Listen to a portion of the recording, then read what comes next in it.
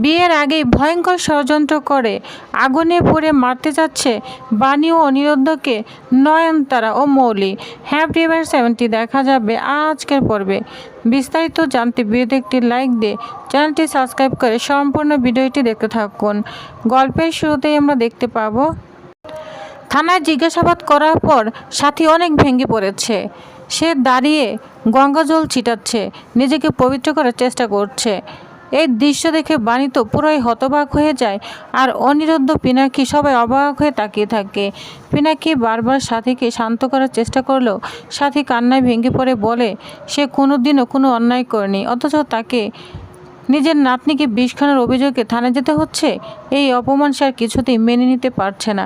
সাথে কান্না দেখে বাণীরও খুব খারাপ লাগছে। সে মনে মনে প্রতিজ্ঞা করে যেভাবেই হোক আসল অপরাধীকে খুঁজে বের করবে এবং সাথীকে নির্দোষ প্রমাণ করবে।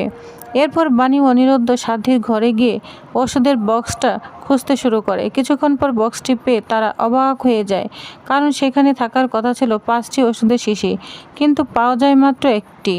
বাণী তখন বুঝে যায় কেউ না কেউ ইচ্ছা করে বক্স থেকে বাকি 4টি শিশি সরিয়ে ফেলেছে। ঠিক তখনই সাথী ঘরে আসে। সে ভেবে বসে বাণী হয়তো আগেই সন্দেহ করছে, কিন্তু বাণী তাকে আশ্বস্ত করে বলে তারা সবাই জানে সাথী নির্দোষ, এখন সত্যিটা সামনে আনার বাকি। অন্যদিকে বাণীর সন্দেহ ক্রমশ নয়নতারার দিকে বাড়তে থাকে। এরপর দেখা যায় অন্ধকারে একটি ঘরে ঢুকতে নয়নতারা কাউকে বসতে থাকে দেখতে অনেক ভয় পেয়ে যায়। হঠাৎ লাইট জ্বলে উঠতেই সামনে দাঁড়িয়ে থাকা বাণীকে দেখে সে চমকে ওঠে। বাণী তখন সরাসরি নয়নতারার সামনে ওষুধের শিশুগুলো তুলে প্রশ্ন করতে থাকে, এসব আপনার কাছে এলো কী করে? প্রথমে নয়নতারা নিজেকে বাঁচানোর চেষ্টা করে, কিন্তু বাণী বুঝিয়ে দেয় এগুলো সাথীর ওষুধ এবং এগুলো তার কাছে পাওয়া গিয়েছে। তবু নয়নতারা বলতে থাকে তুমি কি এটা প্রমাণ করতে পারবে? বাণী তখন বলে দেয় তার মেয়ের ক্ষতি করার চেষ্টা যারা করেছে কাউকেই সে ছাড়বে না। কিন্তু বাণী যখন চলে যায় নয়নতারার আসল রূপ প্রকাশ পায়। ভয়ঙ্কর হাসি দিয়ে সে বলে খুব শীঘ্রই বাণী আর অনিরুদ্ধের বিয়ে হবে, আর সেই বিয়ের দিনই সে এমন কিছু করবে যা কেউ কল্পনা করতে পারছে না। নয়নতারার ভয়ঙ্কর পরিকল্পনার কথা তখন কেউ জানে না। এরপর পরিবারের সবাইকে একসঙ্গে ডেকে পাঠায় দাদু। সেখানে সাথীকে দেখে তিনি বুঝতে পারে সে এখন মানসিকভাবে ভীষণ ভেঙে পড়েছে। ঠিক সেই সময় নয়নতারা আবার কাউকে কটাক্ষ করে বলতে শুরু করে।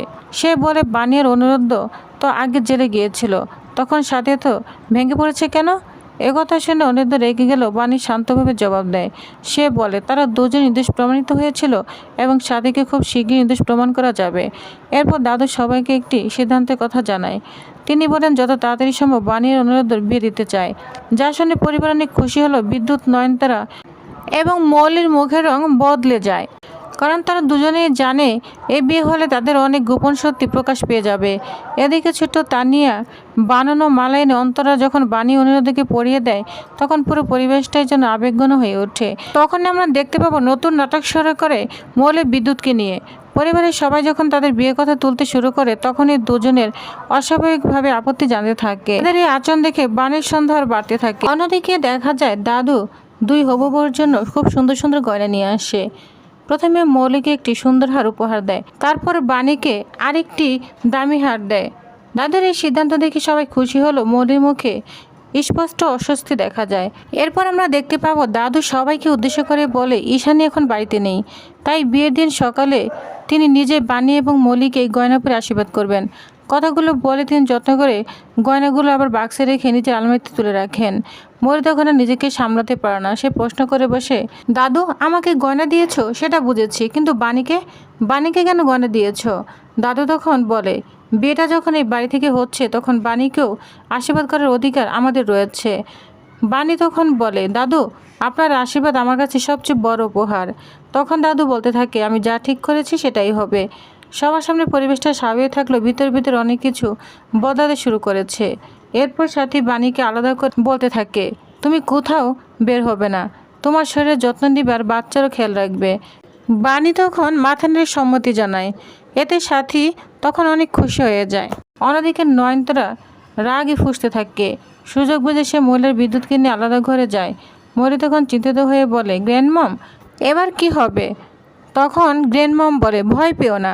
বিদ্যুৎ তখন বলে আরে যদি সত্যি সত্যি বিয়ের দিনটা ঠিক করে দেয় তাহলে কি হবে? নয়নতারা তখন বলে করুক না, মানে বিয়েটাই তো হবে না।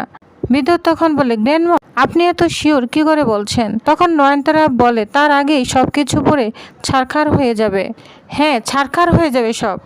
যা শুনে বিদ্যুৎ এবং মৌলি অবাক হয়ে যায়। অন্যদিকে বাণী চিন্তা করছে, মনে মনে বলছে, বাইরে না গেলে আমি প্রমাণ জোগাড় করব কিভাবে? আবার বলতে থাকে, না না, একসঙ্গে সব হবে না, এক এক করে সবাইকেই সামনে আনতে হবে। বিদ্যুৎ, মৌলি, নয়নতারা, কাউকেই আমি ছাড়ব না। এদিকে আমরা দেখতে পাবো মৌলি এবং বিদ্যুৎ দাদুর ঘরে চলে গিয়েছে। আলমারি চেক করছে, সে হারটা চুরি করবে। এদিকে পাহারা দিচ্ছে বিদ্যুৎ। আর তখন বিদ্যুৎ উকিদের দেখছে কেউ আসছে কিনা, আর বলছে, বেবি যা করা তাড়াতাড়ি করো, কেউ চলে এলে তো কেস খেয়ে যাব। কেন বুঝতে পারছো না? মৌলি তখন বলে, দাঁড়াও, তুমি পাহারা দাও, এই তো আমি খুঁজছি, পেয়ে যাব মনে হচ্ছে। এরপরে মৌলি বলে, পেয়ে গিয়েছি হার। তখন তো খুশি হয়ে যায় বিদ্যুৎ, সাথে সাথে মৌলির সামনে চলে আসে, বলছে, এখন কোথায় লুকাবে? মৌলি বলে, হ্যাঁ তাই তো, কোথায় লুকাবো? এরপর জামা নিচে লুকিয়ে ফেলে মৌলি। আর এদিকে আস্তে আস্তে চলে আসছে বৌদি। তখন তো বিদ্যুৎ অনেক অবাক হয়ে যায়, কি করবে কিছুই বুঝতে পারে না। এদিকে দুজন তাড়াতাড়ি চলতে গিয়ে বৌদির সঙ্গে ধাক্কা লাগে। আর তখন অন্তরা তো অনেক রাগান্বিত হয়ে যায়, বলছে, ইডিয়েট, আরে তুমি দেখে চলতে পারো না? তখন বিদ্যুৎ বলে, ঝগড়া করো না বেবি, চলো। কিন্তু অন্তরা কিছুতেই ঝগড়া থামাচ্ছে না, বলছে, ইডিয়েট একটা, আমি তো সোজা সোজা আসছিলাম, তুমি তো দেখোনি, তুমি আমাকে ধাক্কা মেরেছো, আবার আমার সঙ্গে রাগ দেখাচ্ছ? তোমার দাঁতের সঙ্গে কি চোখটাও চলে গিয়েছে নাকি? যা শুনে মৌলি তো আরও রাগান্বিত হয়ে যায়, বলছে, কি, হাউ ডেয়ার ইউ? এই বলে দুজনে অনেক তর্ক করতে থাকে। বিদ্যুৎ কন্ট্রোল করার চেষ্টা করতে থাকে। বিদ্যুৎ কিছুতেই দুজনকে কন্ট্রোল করতে পারছে না। অন্তরা বলে, দেখো, ধাক্কাটা তুমি মারলে, আমি তো সোজাই আসছিলাম, তাহলে তুমি আমাকে কেন দোষ দিচ্ছ? বিদ্যুৎ তখন বলে, বেবি, না না, মানে বৌদি, তুমি খুব ভালো মেয়ে, ঝগড়া করো না প্লিজ, আমরা বরং চলে যাই। তাড়াহুড়া করতে থাকে। তখন বৌদি বলে, ওয়েট ওয়েট, তুমি এই গরমে, আচ্ছা মৌলি, তুমি এই গরমে জামা কাপড় পরেছ, তোমার চোখ আর দাঁতের সাথে কি অনেক কিছু গিয়েছে? মানে মাথাটাও গিয়েছে? ননসেন্স কোথাকার। বিদ্যুৎ তখন বলে, আসলে কি বলো তো বৌদি, মানে ওর না সর্দি কাশি জ্বর হয়েছে, এই জন্যই গরম কাপড়টা পরেছে। তখন মৌলি কাশতে থাকে, অভিনয় করতে থাকে। তখন মৌলি এবং বিদ্যুৎ তাকে কিছুতেই কন্ট্রোল করতে পারছে না, সে দৌড়ে চলে যেতে থাকে। বিদ্যুৎ তখন বলে, হে ভগবান, কোথায় চুপি চুপি আমাদের হাড়টাকে চুরি করে কেটে পড়ার কথা তা নয়? মৌলির চিৎকারে এমন মনে হচ্ছে পাশের পাড়ার লোকও জেনে যাবে। এটা বলে বিদ্যুৎ অনেক ভয় পেতে থাকে। যা শুনে অন্তরা বলে, বাহ, তুমিও কি বৌদির মতো প্রেগনেন্ট নাকি? বুঝতে পেরেছি, দাঁড়াও। তো প্রিভার্স, তাহলে আপনাদের কি মনে হচ্ছে, বিদ্যুতের কথায় অন্তরের সন্দেহ কি সত্যি দূর হলো, নাকি সে আরও কিছু বুঝতে শুরু করেছে? অন্যদিকে বাণী কি নয়নতারার বিরুদ্ধে যথেষ্ট প্রমাণ জোগাড় করতে পারবে? আর সত্যিই কি বিয়ের দিন কোনো ভয়ঙ্কর দুর্ঘটনা ঘটে চলেছে? এসব প্রশ্ন উত্তর জানতে হলে আগামী পর্ব একদম মিস করবেন না।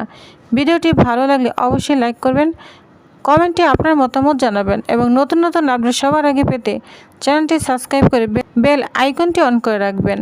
ধন্যবাদ।